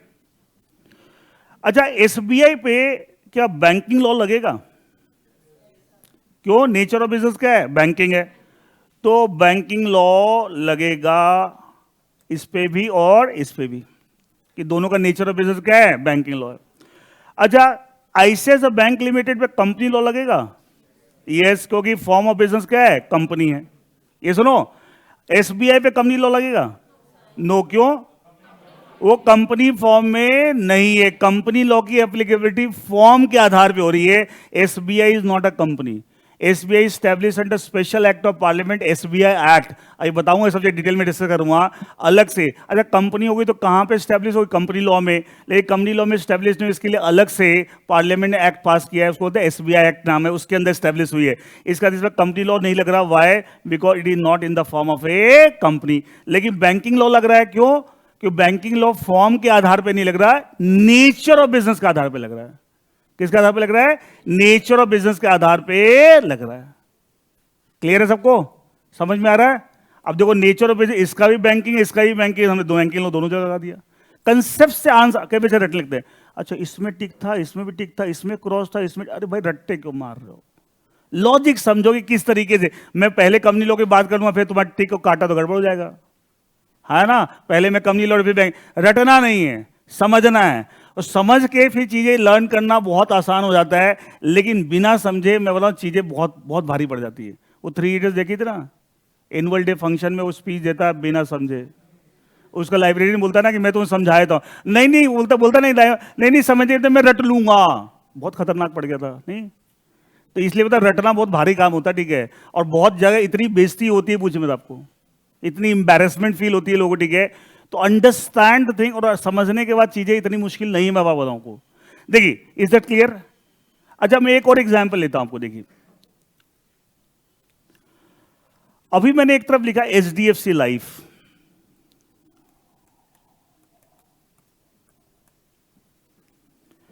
एक मैं लिखता हूं LIC, life insurance corporation of India. अच्छा, दोनों का नेचर ऑफ बिजनेस इंश्योरेंस। क्या इंश्योरेंस लॉज इस पे भी लगेंगे और इस पे भी लगेंगे? आईएल इंश्योरेंस लॉज है ना। कंपनी लॉ इस पे लगेगा एलआईसी पे? नहीं। अगेन, ये एलआईसी एक्ट के अंदर स्टैब्लिश है, अलग से एक्ट है। It is not a company. ऐसी बॉडी को स्टैट्यूटरी बॉडी बोलते, क्या बोलते हैं? एलआईसी, एसबीआई स्टैट्यूटरी बॉडीज हैं। ये सब बताऊंगा मैं डिटेल में, ठीक है? आपने फाउंडेशन जो भी पढ़ा, ठीक है, अच्छी बात है, लेकिन मैं जीरो लेवल चलूंगा, ठीक है? किसी के बच्चे का कुछ छूट गया या फाउंडेशन में नहीं ध्यान दिया या वट तो जीरो लेवल से हम लेके चलेंगे। कंपनी लॉ नहीं लगेगा, बिकॉज ये कंपनी नहीं है, it is not in the form company. ये स्टैब्लिश अंडर एलआईसी एक्ट है। कंपनी जो भी हो, कहां स्टैब्लिश होगा? Under company law. और HDFC life being a company in the form company, क्या इस पे कंपनी लॉ लगेगा? यस। अच्छा, अब मैं एक और एग्जांपल इसमें ऐड करता हूं। आपने एक नाम सुना होगा, आईसीआईसीआई प्रूडेंशियल। सुना है? सुना तो होगा, बहुत फेमस कंपनी है भाई। ये भी इंश्योरेंस बिजनेस में, आईसीआईसीआई ग्रुप है। आईसीआईसीआई ग्रुप के अंदर बहुत सारी कंपनीज हैं, ठीक है? ICICI bank limited is one company, ICICI prudential is another company, ICICI Lombard is another company, so many, ICICI security is another company, so many companies आते हैं in the ICICI group. Group is like a family. अच्छा, बताइए, एक family में क्या एक ही बंदा होता है? कई सारे लोग होते हैं, कई सारे। तो वैसे ग्रुप बोलते हैं, कॉर्पोरेट्स में बोलते हैं, इसका था एक फैमिली है, उसके अंदर बहुत सारी कंपनीज है। तो ICICI bank limited, ICICI prudential limited, ICICI Lombard limited, ICICI security limited, और भी बहुत सारी हैं। तो आईसीआईसीआई प्रूडेंशियल ये लाइफ इंश्योरेंस बिजनेस में है। किसमें? इंश्योरेंस बिजनेस में। और ये कंपनी फॉर्म में है। तो क्या इसके ऊपर इंश्योरेंस लॉ लगेंगे? हाँ, है ना? क्या इसमें कंपनी लॉ भी लगेगा? Yes, because in the form of a company. अब इसको और इसको हम कंपेयर करें, एचडीएफसी लाइफ, कि दोनों एकदम फॉर्म भी सेम है और नेचर ऑफ बिजनेस सेम है, सेम हो गया। लेकिन एचडीएफसी लाइफ या इसको हम कंपेयर करें विद एलआईसी, तो नेचर ऑफ बिजनेस सेम है। तो नेचर के आधार पे जो लॉ लग रहा है वो तो दोनों में लग रहा है। कौन सा? Insurance law. फॉर्म के आधार पे जो लग रहा है कंपनी लॉ, वो एलआईसी पे नहीं लग रहा, लेकिन एचडीएफसी लाइफ और आईसीआईसीआई प्रूडेंशियल पे लग रहा है। एकदम लॉजिक से चीज को समझना है, रटना नहीं है। मैं बोल रहा हूं, रटने वालों को बहुत बहुत दिक्कत होती है, बता रहा हूं मैं आपको। और लॉजिक से आप क्लियर हैं तो आप क्या होता है, कंसेप्चुअली आप साउंड हैं तो आप किसी से भी बात कर सकते हैं। अच्छा, नॉर्मली देखा होगा, हम किसी से अनजान आदमी से कोई बात करनी हो, हम घबरा जाते हैं। क्यों? कहीं ना कहीं अंदर से कॉन्फिडेंस नहीं है कि चीज़ों को हम जो सही सही तरीके से हम समझते हैं या नहीं समझते। एक तो ना, मैंने एक देखा हुआ है, ये क्वेश्चन आता है, इसका आंसर लिखा हुआ, मैंने रट रखा है, तो वहाँ हमारी दोस्ती हो जाती है। हाँ, चेहरा एकदम मुस्कुरा, अरे यार ये तो वही आ गया, क्या रट्टे मारे थे, धा धा धा धा धा धा धा, ठीक है। और जहां कुछ आपको अनजानी सी शक्ल नजर आई है, कहां से, तो गड़बड़ क्या हुआ? रट्टे मार रहे हैं। Focus on understanding the things. मैं बोल रहा हूं, चीजें समझिए। माइक किसी माइक के लाल के दम नहीं है कि आपको फेल कर दे कोई, कहीं से पेपर बनवा लो। गड़बड़ क्या होती है, हम कंसेप्चुअली साउंड नहीं है, हम कंसेप्चुअली साउंड है, कहीं से पेपर बनवा लो आपको कोई फेल नहीं कर सकता, मजाक ही नहीं, मतलब ही नहीं है मतलब। लेकिन चीजों को समझे बिना खाली रट्टे मारेंगे ना तो वहां क्या होता है, एज इट इज देखा हुआ क्वेश्चन आ गया। अब प्रोफेशनल एग्जाम में भाई एक चीज मुझे बताओ, प्रोफेशनल एग्जाम में क्या कौन गारंटी दे सकता है कि सब क्वेश्चन आपने जो क्वेश्चन आंसर फॉर्मेट याद किए हैं वही आ जाएंगे? कोई नहीं बोल सकता। अच्छा उसको प्रोफेशनल एग्जाम छोड़ो, आप जब काम करोगे तो प्रैक्टिकल लाइफ में जितनी सिचुएशंस आप फेस करोगे while whether into the employment और इनटू प्रैक्टिस, अगर आप प्रैक्टिस करते हैं आपके क्लाइंट्स के कैसे हैंडल करने हैं, क्या उन सब सिचुएशंस के आपके पास पहले से रेडीमेड सॉल्यूशंस होंगे? मैं पूछ रहा हूं आपसे, क्या रेडीमेड सॉल्यूशन होंगे? नहीं है, ये बात दिमाग में बिठा लो, नहीं है। रेडीमेड पहले से बने बनाए सॉल्यूशन नहीं है। कुछ चीजें ऐसी आ सकती है जिनके पहले स्टैब्लिश चीजें हैं, लेकिन और एक चीज जो पहले से स्टैब्लिश उसमें कोई मजेदारी भी नहीं है, आप वो भी काम करेंगे, उसमें कोई क्लाइंट ज्यादा पैसे देके खुश नहीं है। क्यों? वैसा करने वाले बहतेरी बैठे हैं। इकोनॉमिक्स में कंसेप्ट पढ़ा हुआ, डिमांड सप्लाई पढ़ा है ना? अच्छा बताइए, क्या ऐसे काम जो कि सब लोग जानते हैं, क्या ऐसे काम करने वाले ज्यादा हैं कम हैं? ज्यादा हैं। तो वहां पे क्या क्लाइंट से आप फीस ज्यादा बार्गेन कर सकते हैं? नहीं, क्लाइंट उल्टा बार्गेन करता है, करना है तो कर, उससे करा लूंगा, हाँ है ना? अच्छा लेकिन आप कोई ऐसी सिचुएशन को हैंडल कर सकते हैं जो और कोई प्रोफेशनल कर नहीं पा रहा, तो क्लाइंट क्या कहा, आपको मन बने ना बने फिर भी मर के तुम्हारे पास ही आएगा। उसको पता भाई यही कर सकता है ये। अब फिर उसके बाद क्या वो बार्गेनिंग करेगा? बोला जो लेना माई बाप बचा लो बस, होता है ना ऐसे ही। तो मजा इसी के अंदर है, मतलब मजा वो काम करो जो सब नहीं कर सकते, वही मजेदारी है। मजेदारी उसमें है ही नहीं कि जो सब कर रहे हैं, उसमें तो वही डिमांड, इकोनॉमिक्स का बेसिक कंसेप्ट है। चीजें वो करो जो, और वो डिफिकल्ट चीजें करो, वो डिफिकल्ट चीजें होती हैं, उसकी मास्टरी करने में टाइम लगता है, लेकिन एक बार कर ली भैया दुनिया अपने आप सलाम करेगी आपको, फिर आपको भागना नहीं पड़ेगा। अब सुना होगा इंडस्ट्री में कई बार जॉब्स में रिसेशन आ जाता है, सुना होगा? अच्छा जॉब से रिसेशन क्या जॉब कट होती है क्या? बहुत सारे एम्प्लॉयज को टर्मिनेट कर देती है। अच्छा ऑलरेडी पता होगा यूएस में, यूरोप में बहुत जबरदस्त रिसेशन चल रहा है। यूके का तो बहुत ही बुरा हाल है, यूके की इकॉनमी तो बोलते एकदम चौपट होने वाली है। बोले ये किसी समय अगर आप थोड़ा सा समझते हो, यूके ऐसा देश था, मतलब इंग्लैंड बोलते हैं, ऐसा बोलते हैं, एक लाइन कही जाती है यूके के बारे में, the sun never sets in the UK empire, सुना है? क्यों? पूरे वर्ल्ड में इतनी जगह इनका राज था कि कहीं सनराइज हो रहा था, कहीं सनसेट हो रहा, मतलब कहीं ना कहीं सनराइज इनके किंगडम में हो रहा है। इतना बड़ा एम्पायर था। आज बोलते हैं, इसलिए बोलते समय का बोलते पहिया है ना, बोलते कि जो ऊपर गया वो नीचे, देखो आज वही यूके की क्या हालत है। अच्छा उस यूके ने इंडिया के ऊपर इतने साल, आज यूके का प्राइम मिनिस्टर एक इंडियन है। तो आप देखो जो इन्फोसिस में नाम लिखा था, नारायण मूर्ति जो फाउंडर थे उनके सन इन लॉ है, ऋषि सुनक, ठीक है। तो कहते हैं कि सब समय का पहिया, वो कई लोगों ना घमंड हो जाता है कि हम कुछ ये, लेकिन देखिए समय का पहिया कैसे घुमाता है। आज उस यूके की हालत देखो, नहीं तो यूके ये सुनो ना, यूएस, रशिया, चाइना तो बहुत रिसेंट है। यूएस और रशिया भी जो पावरफुल है बाद में हुए, उससे पहले भी सबसे पावरफुल कौन था? यूके था। Anyway what I am saying that, ये सब आप ये चीजें सब रिलेट करेंगे तो एकदम क्लियर, एकदम कोई कंफ्यूजन नहीं होगी। अच्छा एक चीज और देखिए, हम अगर आईसीआईसीआई बैंक लिमिटेड का एग्जांपल लेते हैं, आईसीआईसीआई बैंक लिमिटेड पे कंपनीज एक्ट भी लगेगा, बिकॉज कंपनी फॉर्म में है, और साथ में क्या लगेगा? बैंकिंग लॉ भी लगेंगे। क्लियर है? क्लियर है? अब देखिए दोनों लॉ लगेंगे। बैंकिंग लॉ क्यों लग रहा है? Because nature of business banking है। कंपनी लॉ क्यों लग रहा है? Because form of doing the business क्या है? कंपनी। क्लियर है? क्लियर है? अब देखिए आप, अगर कभी ऐसा हो कि कंपनीज एक्ट 2013 के कुछ प्रोविजंस अगर मान लिया कॉन्ट्राडिक्ट कर रहे हैं with some provisions of banking laws, contradict कर रहे हैं, कॉन्ट्राडिक्शन, तो क्या करोगे? Banking law will prevail, and वहां पे हम कंपनी एक्ट के उस प्रोविजन को नहीं फॉलो करेंगे in the context of ICICI bank जो कॉन्ट्राडिक्ट कर रहा है with the provisions of banking law. क्यों ऐसा किया हमने? कोई स्पेसिफिक कोई कंपनी लॉ तो सभी कंपनी में लगता है, नेचर ऑफ बिजनेस का मतलब नहीं है, लेकिन बैंकिंग लॉ तो सिर्फ वहीं लगता है जहां पे नेचर ऑफ बिजनेस क्या है? बैंकिंग, तो स्पेसिफिक हो गया, उसकी इंपॉर्टेंस ज्यादा है। अच्छा बात चली तो मैं एक लाइन खाली ऐड कर देता हूं। एक रूल होता है, अभी मैंने बताया था एक चैप्टर आप पढ़ेंगे अदर लॉज में, इंटरप्रिटेशन ऑफ स्टैट्यूट, कुछ बच्चे ऑलरेडी पढ़ चुके हैं, उसमें एक रूल पढ़े मेरा, तो उस चैप्टर में ये कि साहब कैसे इंटरप्रेट करते हैं। तो उसमें एक रूल है, रूल ऑफ हार्मोनियस कंस्ट्रक्शन। क्या बोलते हैं? Rule of harmonious construction. वो ये बोलता है मैं उसको यहीं अप्लाई करके दिखा देता हूं, देखिए रूल ऑफ हार्मोनियस कंस्ट्रक्शन। ये रूल ही बोलता है कि जब एक ही सिचुएशन में एक से ज्यादा लॉज अप्लाई हों, आईसीआईसीआई बैंक पे 2 लॉ अप्लाई हो गए, कंपनी लॉ भी और बैंकिंग लॉ भी, ठीक है, तो उस केस में पहला रूल है, पहला पॉइंट है, पहला स्टेप है, comply with all the applicable law completely, जो भी एप्लीकेबल लॉ है पूरी तरह फॉलो करो। लेकिन if the first thing is not possible, then second क्या है, comply all applicable law to the extent possible, जहां तक संभव है, और वो भी पॉसिबल नहीं है, तो थर्ड स्टेप क्या है, then specific law will prevail over the general. तो अभी आपने जो बोला वो हार्मोनियस कंस्ट्रक्शन का थर्ड स्टेप बोला, ठीक है, थर्ड स्टेप, जहां कॉन्ट्राडिक्शन हो। अच्छा, जब तक कॉन्ट्राडिक्शन नहीं तब तक क्या होगा, हम दोनों फॉलो करेंगे। हम क्या करेंगे, दोनों फॉलो करेंगे। आप ध्यान सुनिएगा, आपने फाउंडेशन में जब कंपनी लॉ पढ़ा होगा तो एक सबसे पहले section 1 companies act 2013 applies to, पढ़ा होगा, companies, banking company, electricity company, इन सब पढ़ा होगा। अच्छा, उसके साथ कुछ और भी लिखा होता, बस इतना ही लिखा होता, इसका लिए companies act 2013 applies to all company, फिर आगे बैंकिंग कंपनी, क्या आगे क्या था, ध्यान सुनना, कंपनीज एक्ट का लगेगा banking company to the extent it is not inconsistent with the provisions of banking law. इसका जब तक इनकंसिस्टेंट नहीं है, जब तक कॉन्ट्रडिक्शन नहीं है, और जब कॉन्ट्रडिक्शन होगी तो क्या होगा, वो प्रिवेल कर जाएगा, वहां कंपनीज एक्ट नहीं लगेगा।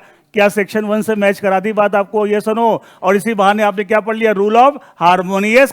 वो क्या बोलता है, जब एक ही सिचुएशन में मल्टीपल लॉज लगते हैं तो क्या होता है, हमें सारे फॉलो करने हैं पहले पूरी तरीके से, नहीं पॉसिबल है सारे फॉलो करने टू द एक्सटेंट, जहां तक संभव है टू द एक्सटेंट पॉसिबल, वो भी पॉसिबल नहीं है, then specific will prevail over the general. देखो सेक्शन 1 में बोला कि साहब जितनी भी specific type of company like banking company, जिनके अलग से भी लॉज है नेचर ऑफ बिजनेस के हिसाब पे, उन पे कंपनी एक्ट लगेगा, लेकिन तब तक लगेगा जब तक कंपनी एक्ट के प्रोविजन इनकंसिस्टेंट, कॉन्ट्राडिक्ट नहीं कर रहे हैं, किसके साथ, उसके स्पेसिफिक लॉ से। कॉन्ट्राडिक्ट करने पे अभी आपने बोला वो प्रिवेल कर जाएगा, तो वहां पे फिर कंपनी एक्ट आपको उस केस में, वहां पे उस कॉन्टेक्स्ट में जहां कॉन्ट्राडिक्शन हो वो अप्लाई नहीं हो। क्या ये सेक्शन 1 से मैच भी करके ये बात, ये सुनो, अब तो कितनी ब्यूटी है चीजों की, अगर चीजों समझो तो सब चीज उसमें जो लिखा हुआ है तो कुछ लॉजिक सोच के लिखा हुआ है, तो 1 मिनट में समझ में आ गई साहब। तो एक नटसेल में सारे डिस्कशन का नेट रिजल्ट क्या निकला, अगर कोई बिजनेस कंपनी फॉर्म में हो रहा है, कोई बिजनेस कंपनी फॉर्म में हो रहा है, तो क्या हमेशा और हमेशा उसके ऊपर उसके हर एस्पेक्ट को कौन रेगुलेट करेगा, कंपनी लॉ। एंड चाहे बिजनेस गुड्स का हो चाहे सर्विसेज का, गुड्स में एनी गुड्स और सर्विसेज में एनी सर्विस। एडिशनली और भी लॉस पे लग सकते हैं, हमें उससे मतलब नहीं है, नेचर ऑफ बिजनेस के आधार पे या कुछ आपको, हमें मेनली देखना है अगर फॉर्म ऑफ बिजनेस क्या है, कंपनी फॉर्म है, तो definitely company law will apply, definitely company law will apply. Is that okay with everyone, is that clear, कोई कंफ्यूजन, पक्का? इसलिए कंफ्यूज नहीं होना कि साहब इसमें बैंकिंग लॉ लग रहा है, इंश्योरेंस लग रहा था, कंपनी लॉ कैसे लगेगा, भाई वो नेचर ऑफ बिजनेस के आधार पे है, और ये क्या है, फॉर्म ऑफ, कंपनी लॉ का नेचर ऑफ बिजनेस कोई मतलब नहीं है, it applies according to form of business. And if any business whether of goods और of services, any kind of goods any kind of services, अगर company form में business किया जा रहा है तो एक बात अच्छे दिमाग में बिठा लिए, definitely and definitely company law will apply and company law will regulate each and every aspect of that particular business. Is that okay? Now अब देखिए, जब हम कंपनी लॉ बोलते हैं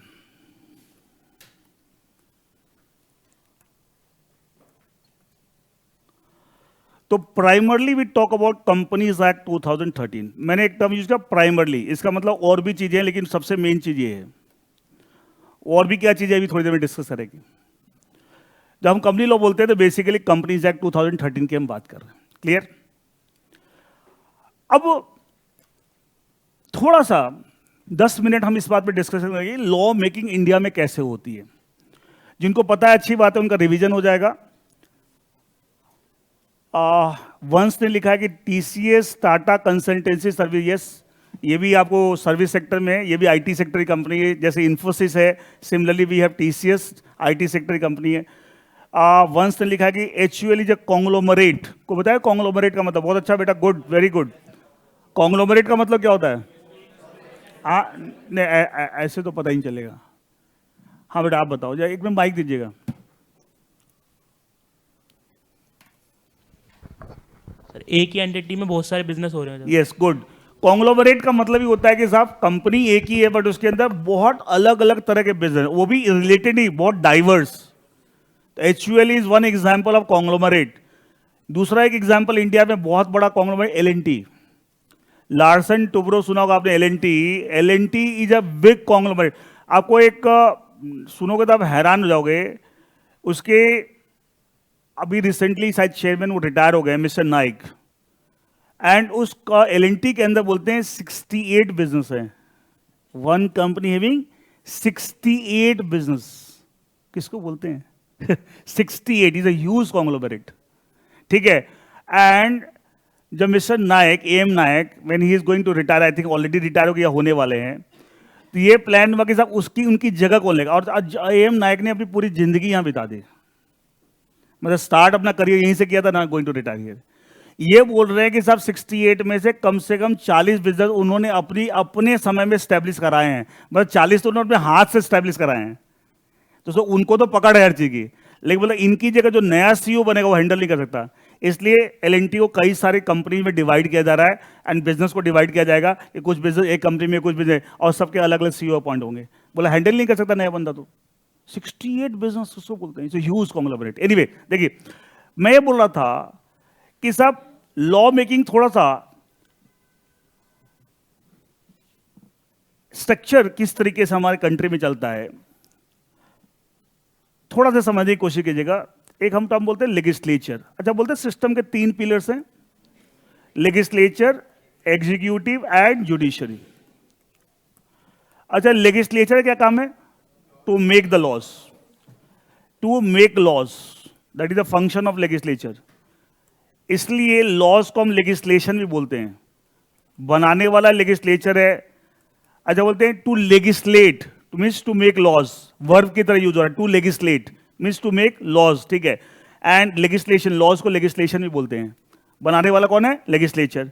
एग्जीक्यूटिव क्या करता है? जो लॉज बने उसको एग्जीक्यूट करता है, इंप्लीमेंट करता है। इसके अंदर सेंट्रल गवर्नमेंट आती है, स्टेट गवर्नमेंट आती है, और सारे गवर्नमेंट डिपार्टमेंट, सारे गवर्नमेंट एम्प्लॉय। अच्छा, मुझे एक भी गवर्नमेंट एम्प्लॉय का एग्जांपल दे दो जो कोई ना कोई लॉ इंप्लीमेंट करने में इन्वॉल्व नहीं है। कोई ना कोई लॉ इंप्लीमेंट करने में इसकी इन्वॉल्वमेंट है। Any government employ, any government department, state government, central government, सब एग्जीक्यूटिव का पार्ट है। सब क्या है? एग्जीक्यूटिव का पार्ट है। जुडिशरी का, जुडिशरी में क्या आता है? कोर्ट्स आते हैं। कोर्ट्स का क्या काम है? Any kind of court, district court, high court, supreme court, सब। जुडिशरी क्या काम है? जो लॉ बने हुए हैं उसकी इंप्लीमेंटेशन में अगर कोई डिस्प्यूट हो जाता है, मान ली एग्जीक्यूटिव बॉडी, गवर्नमेंट ने या कोई गवर्नमेंट डिपार्टमेंट ने किसी के अगेंस्ट कुछ नोटिस इशू कर दिया कि आपने इनकम टैक्स के प्रोविजन का वायलेशन किया है, आपने कंपनी लॉ के प्रोविजन का वायलेशन किया है, अगर उस सामने वाला पार्टी नहीं मानता कि मैंने वायलेशन नहीं किया, who will decide? Court. Matter कहां जाएगा? कोर्ट में जाएगा। जुडिशियल विल डिसाइड कि लॉ के अकॉर्डिंगली क्या सही इंटरप्रिटेशन है। एंड इसका जब भी कोई डिस्प्यूट होगा लॉ के प्रोविजन के लेके, इंटरप्रिटेशन को लेके, matter will be sorted out by whom? Judiciary. और जुडिशरी में क्या आते हैं? कोर्ट्स आते हैं। क्या आते हैं? कोर्ट। इसे कोर्ट्स को हम जुडिशियल बॉडी बोलते हैं। क्या बोलते हैं? Judicial bodies. क्लियर है? ये सब तो बेसिक बातें हैं। अच्छा, लेजिस्लेचर का काम क्या है? To make the laws. अच्छा, लेजिस्लेचर हमारे कंट्री में 2 पार्ट में डिवाइडेड है, central legislature and state legislature.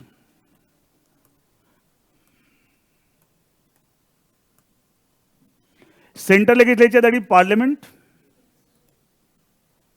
Parliament is comprise of 2 houses, Lok Sabha and Rajya Sabha. Lok Sabha and Rajya Sabha. इसलिए इंडिया के कॉन्टेक्स्ट हम सेंट्रल लेजिस्लेचर बोलें या यूनियन लेजिस्लेचर ही बोल सकते हैं, यूनियन लेजिस्लेचर, या पार्लियामेंट बोलें। अच्छा, सेंट्रल लेजिस्लेचर जेनरिक नेम हो गया। स्पेसिफिकली हमारे कंट्री में सेंट्रल लेजिस्लेचर का नाम क्या है? पार्लियामेंट। और पार्लियामेंट एक बॉडी नहीं, दोनों हाउसेस को मिला के बोलते हैं, लोकसभा एंड राज्यसभा। इसे देखो, जो लोकसभा के मेंबर होते हैं उसको भी MP बोलते हैं, मेंबर ऑफ पार्लियामेंट, और जो राज्यसभा के MP मेंबर होते हैं उनको भी मेंबर ऑफ पार्लियामेंट के पार्ट तो दोनों ही है।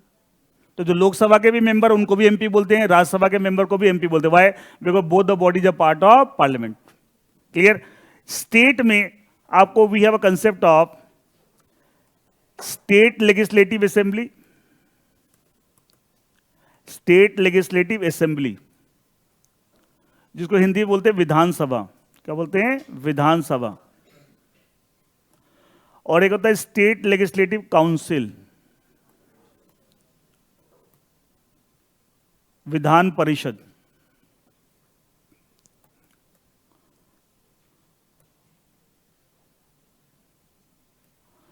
स्टेट लेजिस्लेटिव असेंबली, विधानसभा हिंदी में बोलते हैं विधानसभा, state legislative assembly and state legislative council, विधान परिषद। Is that clear?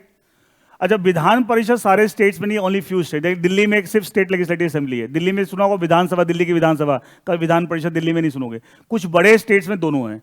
तो इसका मतलब जिन स्टेट में एक ही है उसकी लेजिस्लेटिव, आप कैसे state legislature has only one body, and जिनमें दोनों है तो दोनों मिला के हम बोलेंगे। लेकिन कुछ स्टेट्स में दोनों है, बाकी मोस्टली स्टेट में एक ही है। लेजिस्लेटिव असेंबली सब में है, काउंसिल सब में नहीं है। क्लियर है? अब ये तो मैंने बताया कि सब, अब ध्यान सुनिएगा, लेजिस्लेचर दो तरह के हैं, सेंट्रल लेजिस्लेचर एंड स्टेट। और लेजिस्लेचर का काम क्या है? अरे क्या काम है? What is the function legislature? To make laws. क्या काम है? To make the laws. Clear है? अब अगला सवाल उठता है, लॉ बनता किसके ऊपर है? ध्यान सुनिएगा, लॉ बनता किसके ऊपर है?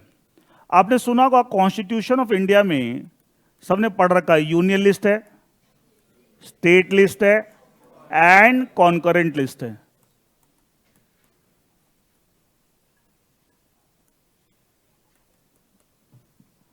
जितने भी लॉ बने आज तक और जो बन रहे हैं और आगे बनेंगे, वो इन तीन लिस्ट में जितने मैटर दे रखे उनके ऊपर ही बनते, इसके बाहर कुछ नहीं है।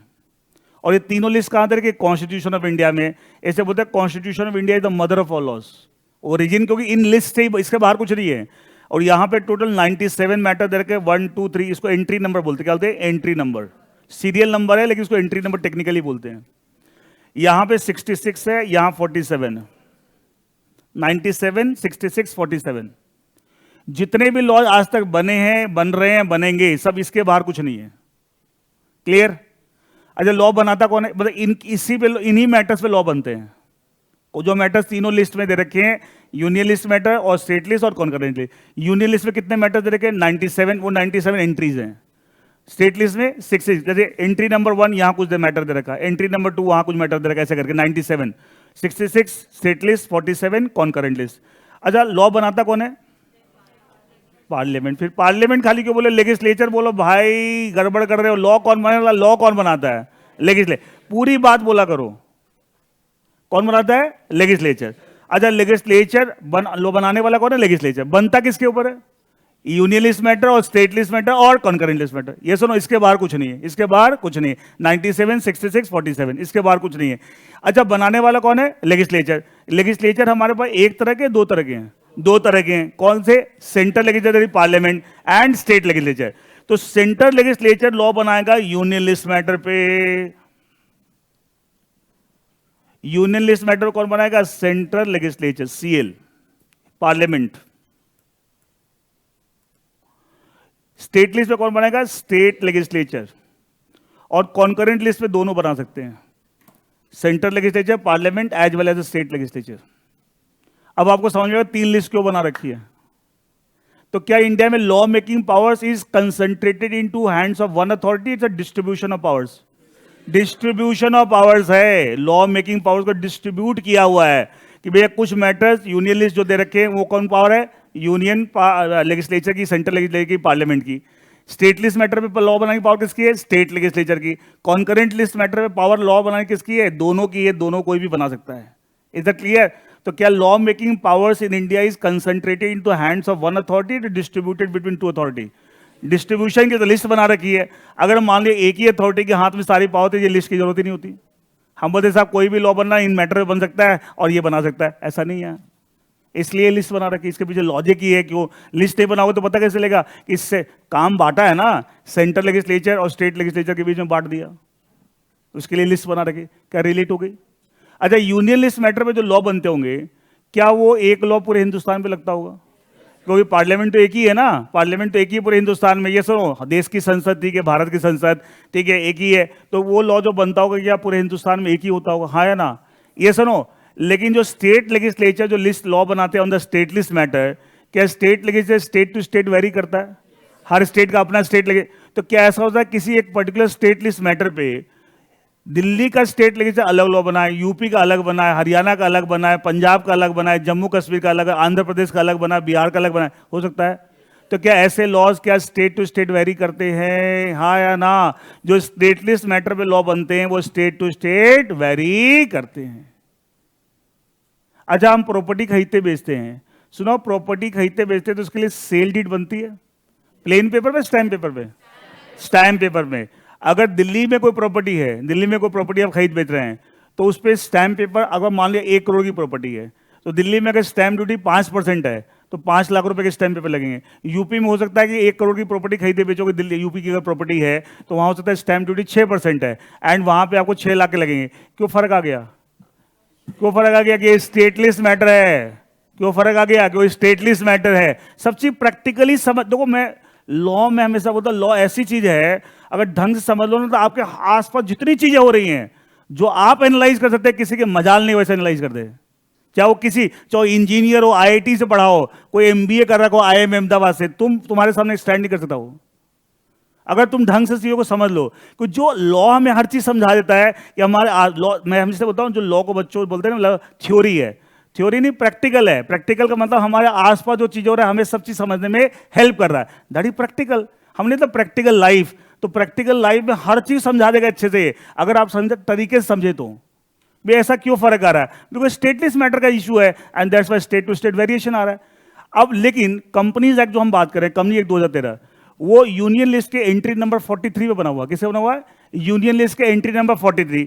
क्योंकि यूनियन लिस्ट पे बना हुआ है, क्या ये एक्ट, एक एक्ट क्या आपको पूरे हिंदुस्तान में अप्लीकेबल होगा? यस। तो इस एक्ट के सेक्शन 1 में लिखा हुआ है, companies act 2013 applies on whole of India. क्यों लिखा हुआ है? लॉजिक समझ में आ गया, बिकॉज ये किसके ऊपर बना हुआ है? On union list matter, entry number 43 में जो मैटर दरका उसके ऊपर बना हुआ है, and that's why this applies on whole of India. वो सेक्शन 1 में ही लिखा हुआ है, this act applies, companies act 2013 applies on whole of India.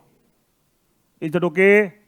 सबको समझ, देखो क्या रटना आसान है, लेकिन उसको आप होल्ड नहीं कर सकते, ना उसके ऊपर डिस्कशन कर सकते हैं। कोई थोड़ा सा घुमा देगा, आप तुरंत कंफ्यूज हो जाएगा, आपको एक लाइन के अलावा दूसरी सेंटेंस ही नहीं पता।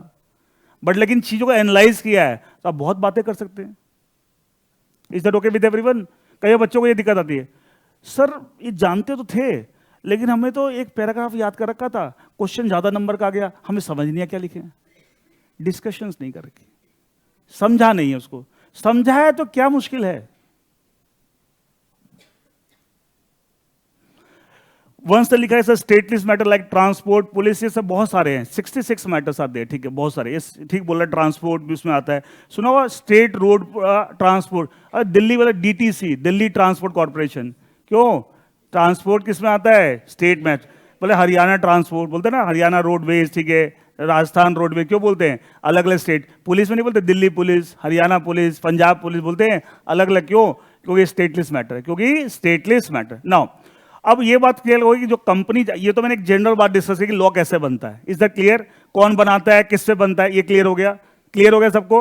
अब कंपनीज एक्ट क्योंकि यूनियन लिस्ट मैटर बना हुआ है, तो किसने बनाया है? पार्लियामेंट ने, एंड इसके सेक्शन 1 में लिखा it applies on whole of India. अच्छा, पार्लियामेंट ने बनाया, इसका मतलब क्या लोकसभा राज्यसभा दोनों ने पास किया होगा? अच्छा, एक्ट बनने से पहले बिल होता है। जैसे फाउंडेशन में आपने पढ़ा ना, पहले प्रपोजल ऑफर दिया जाता है, सामने वाला जब एक्सेप्ट कर लेता तो कॉन्ट्रैक्ट बन जाता है, लीगल इन्फोर्सिबिलिटी अगर है तो, ठीक है, क्या बन जाता है? कॉन्ट्रैक्ट। तो वैसे ही आपको जब प्रपोजल गवर्नमेंट इंट्रोड्यूस करती है इन द पार्लियामेंट, इसको बोलते हैं बिल, इसलिए प्रपोजल। जब दोनों हाउस उसको पास कर देंगे, लोकसभा राज्यसभा, और प्रेसिडेंट साइन कर देगा, क्या बन जाएगा? एक्ट। क्या बन जाएगा? एक्ट। तो ये डायरेक्टली एक्ट बन गया, पहले बिल था। तो उसका थोड़ी सी जर्नी समझते हैं कि साहब ये नया एक्ट कैसे बना, आपको थोड़ी सी जर्नी समझते हैं कि नया एक्ट किस तरीके से बना। Is that clear? ये बात तो समझ में कि बनाया किसने? पार्लियामेंट ने, इसलिए हम उसी के रेफरेंस, और ये apply on whole of India. Is that clear? देखिए,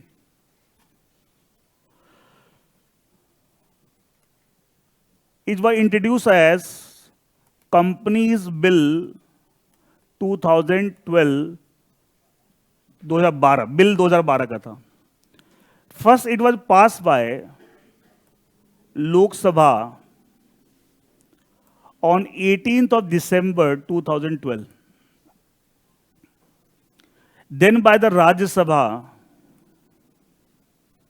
on 8th of August 2013. 8 अगस्त 2013 को राज्यसभा ने पास किया। देन इट वाज, जो भी आपके यूनियन लिस्ट मैटर पे लॉ बनते हैं, जो पार्लियामेंट बनाता है, तो पहले दोनों हाउस पास करते हैं, फिर प्रेसिडेंट के सिग्नेचर होते हैं, मतलब एसेंटेड बाय प्रेसिडेंट, ऑफ प्रेसिडेंट मतलब सिग्नेचर, उसने अपनी रजामंदी दे दी है। तो प्रेसिडेंट ऑफ इंडिया ने इस पर साइन किया था on 29th of August 2013, and it was publish in the official gadget on official gazette में पब्लिश हुआ था for knowledge of everyone on 30th of August 2013 and ये लिखा गया था this is companies act 2013।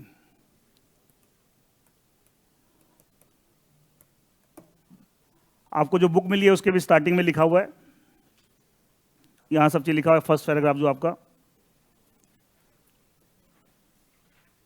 It was notified in the official gadget on August 30 तो the companies act 2013। अच्छा, ये जो एक्ट है, इस एक्ट में कंपनीज एक्ट 2013 कितने सेक्शन है? It is divided into 29 chapters. It divided 29 chapter comprising of 470 sections.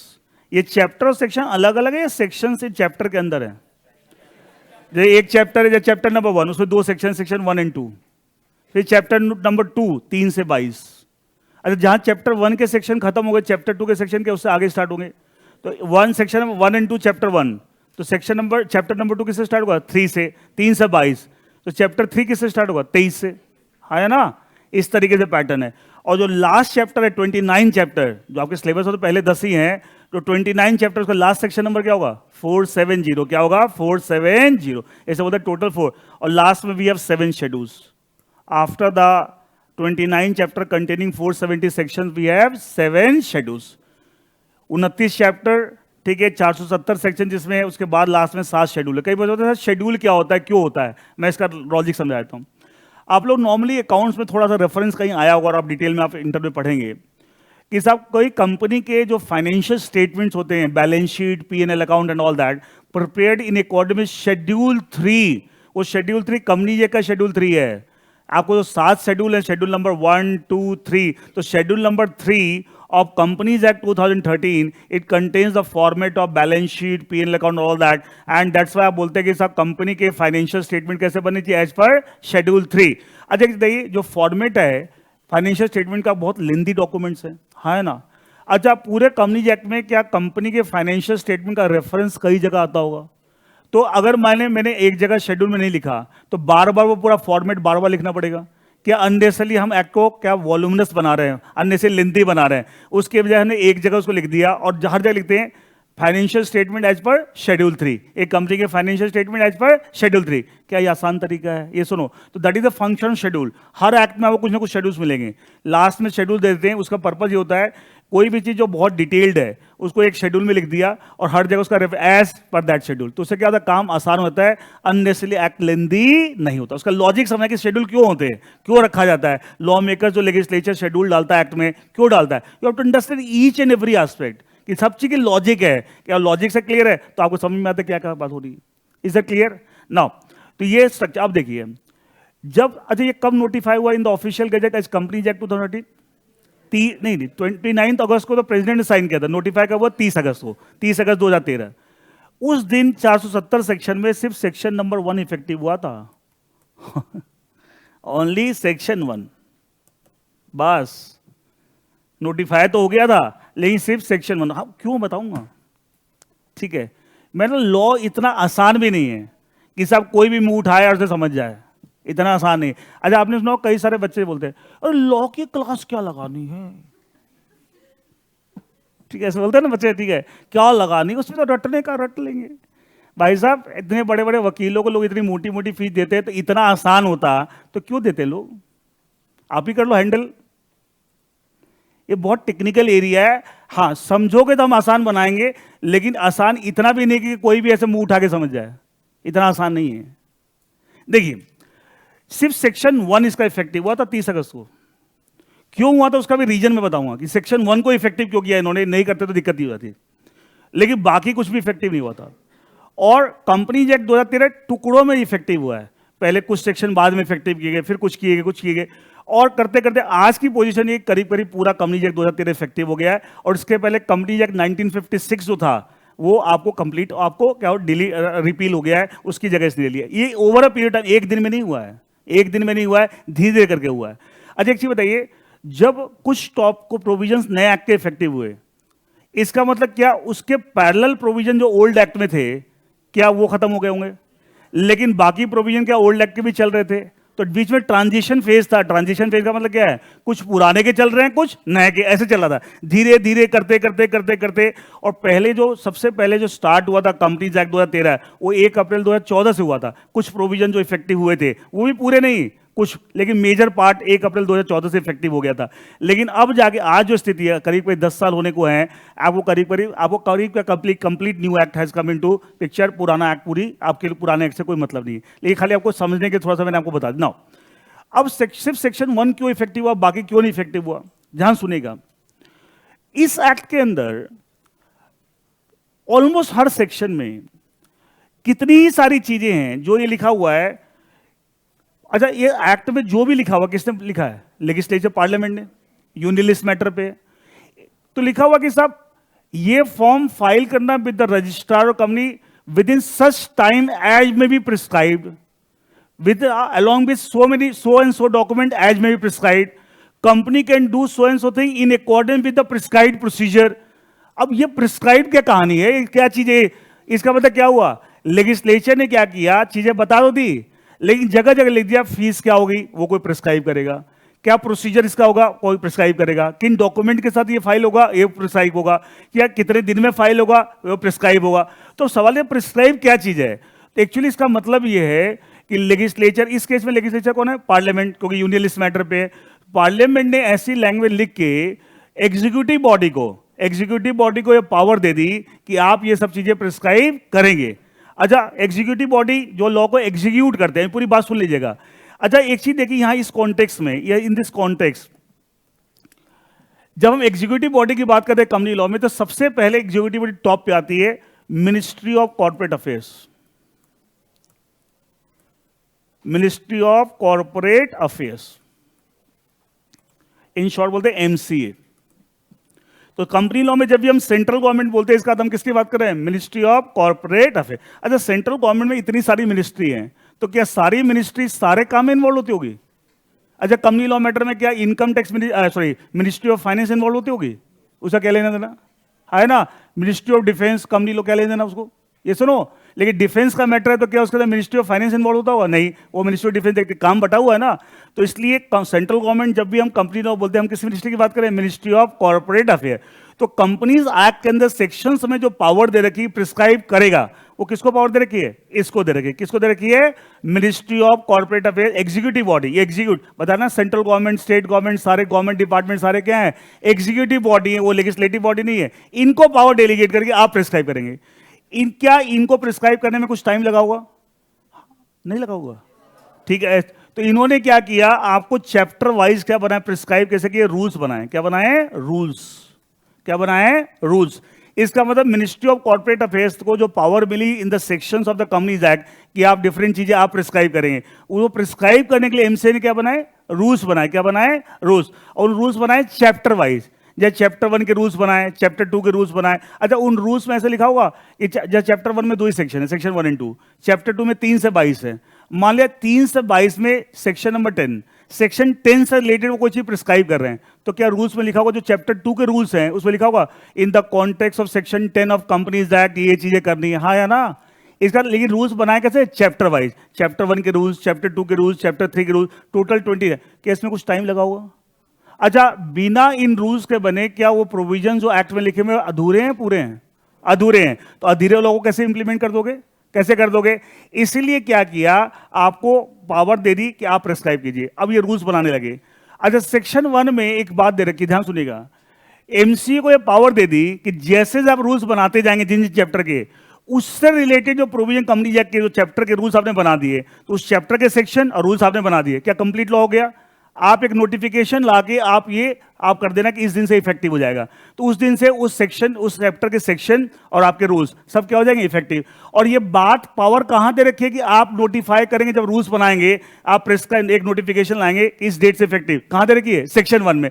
अब सो सेक्शन 1 अगर शुरू से इफेक्टिव नहीं होता तो गवर्नमेंट को पावर मिलती to prescribe the dates from which date which provision will come into effect, power मिलती नहीं। तो पावर कहां दे रखी है, सेक्शन 1 में, वो शुरू से इफेक्टिव कर दिया, जिसको पावर दे दी। अब बनाते जाइए रूल्स और नोटिफिकेशन लाते जाइए। क्या ऐसे करते करते गवर्नमेंट ने अलग अलग चैप्टर के रूल्स बना बना के नोटिफिकेशन लाया, और नोटिफिकेशन लाने की पावर कहां से डिराइव की? सेक्शन 1 से। इसलिए सेक्शन 1 शुरू दिन से इफेक्टिव कर दिया। ये सब पूछ के देना किसी से, कोई सेक्शन 1 के बारे में बता दे कि सेक्शन 1 पहले क्यों इफेक्टिव किया गया था, क्या लॉजिक है उसके पीछे। एक एक चीज के पीछे लॉजिक है, समझोगे तो एक चीज कारण है, उसके पीछे पर कोई पर्पस है, कोई ऑब्जेक्टिव है। इस इज क्लियर टू एवरीवन? अच्छा बताइए, इसका मतलब इफेक्ट, मैंने major part of the law कब से इफेक्टिव हुआ? 1 अप्रैल 2014। अच्छा अब एक चीज ध्यान सुनिएगा, ये जो रूल्स हैं क्या ये भी लॉ का पार्ट हो गया? अभी हमने इन रूल्स के बिना लॉ अधूरा था, तो ये इसको क्या ऐड कर रहा है, तो इसका तो ये भी लॉ का पार्ट हो गया। अच्छा, एमसीए के नीचे आते हैं रीजनल डायरेक्टर, सब बताऊंगा डिटेल में, 7 रीजनल डायरेक्टर हैं। अच्छा, एमसीए तो एक ही पूरे कंट्री में, पूरे कंट्री को 7 रीजन में डिवाइड करके डिटेल में बताऊंगा, आज टाइम शॉर्ट हो रहा है। रीजनल डायरेक्टर, ठीक है, और हर एक आरडी के नीचे कई सारे आरओसी होते हैं स्टेट वाइज। अच्छा, पूरे कंट्री को 7 रीजन में डिवाइड किया हुआ है, लेकिन क्या इंडिया में 7 ही स्टेट हैं? तो एक रीजन, जैसे हम बोलते हैं नॉर्दर्न इंडिया, नॉर्दर्न इंडिया का रीजनल डायरेक्टर, तो नॉर्दर्न इंडिया में कई सारे स्टेट फॉल करते हैं, लाइक जम्मू कश्मीर, पंजाब, हिमाचल प्रदेश, दिल्ली, यूपी। इन सारे स्टेट के रजिस्ट्रार ऑफ कंपनी आरओसी किसको रिपोर्ट करते हैं? आरडी को। आरडी किसको रिपोर्ट करते हैं? एमसीए को। तो हायरार्की कैसे बना? ऊपर एमसीए, फिर आरडी, फिर आरओसी। ये हायरार्की, ये सब एग्जीक्यूटिव बॉडी है। सबसे ऊपर कौन है? एमसीए, फिर आरडी, फिर आरओसी। डिटेल में मैं अगली क्लास में बताऊंगा। अच्छा, एक चीज, अगर कभी आरडी को पावर दे दी एक्ट के अंदर कि आप प्रिस्क्राइब करेंगे, तो ये हाईएस्ट एग्जीक्यूटिव बॉडी है सबऑर्डिनेट? हाईएस्ट कौन सी है? एमसीए। तो हाईएस्ट एग्जीक्यूटिव बॉडी को अगर वो पावर देती है टू प्रिस्क्राइब समथिंग, वो रूल्स बनाती है। लेकिन subordinate like RD, ROC, in this context वो क्या बनाएंगी? रेगुलेशंस। क्या बनाएगी? रेगुलेशन। तो मुझे बताइए, क्या रूल्स और रेगुलेशन में लॉ का पार्ट हो गया? हाँ है ना?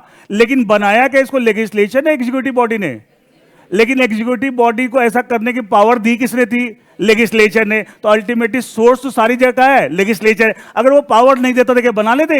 नहीं। इसका मतलब क्या इस तरह के लॉज को हम डेलीगेटेड लेजिस्लेशन बोल सकते हैं? Legislation laws made under the delegated power of the legislature. तो कई बार कंफ्यूज आते हैं। मैं बोलता हूं बेटा रूल्स किसने बनाया? एमसीए ने। Sir rules is a part of the law. So MCA क्या है? सर लॉ जो बनाता है वो सर एमसीए एग्जीक्यूटिव लेजिस्लेचर है। लेजिस्लेचर नहीं है भाई, वो क्या है? एग्जीक्यूटिव बॉडी है। क्या है? Executive body. लेकिन उसने कैसे लॉ बना दिया? बिकॉज उसको ऐसा करने की पावर आपको दे रखी है। कहां पे? Under the act. और एक्ट किसने पास किया? लेजिस्लेचर ने, पार्लियामेंट ने। इसलिए सब कुछ अल्टीमेटली डिराइव कहां से हो रहा है? लेजिस्लेचर से ही हो रहा है। एक चीज बताइए बेटा, आपका नाम क्या है? पारुल। मान लिया कोई पावर पारुल की नहीं मेरी है, लेकिन मैंने पारुल को पावर डेलीगेट कर दी। Now she can exercise that power, yes, but ultimately when she is exercising that power she is representing me, that is not her power. Exactly जब आप एग्जीक्यूटिव बॉडी रूल्स बनाते हैं, हाईएस्ट एग्जीक्यूटिव बॉडी, उससे नीचे वाले regulation बनाते हैं, नाम भी अलग अलग रखे गए हैं जिससे पता लग जाए किसने बनाया है। तो कितना स्मार्ट तरीका है सब लॉ, लेकिन नाम अलग अलग रखे गए, रूल्स जिससे पता लग जाए किसने बनाया। ठीक है, रूल्स मतलब हाईएस्ट एग्जीक्यूटिव बॉडी, रेगुलेशन उससे नीचे वाली एग्जीक्यूटिव बॉडी। ठीक है, और उनको सबको पावर कहां से मिली है? लेजिस्लेचर से ही मिली है। Is that clear? Is that clear? अब मुझे बताइए, एक चीज बताइए, अगर मैं एक डायग्राम बनाऊं,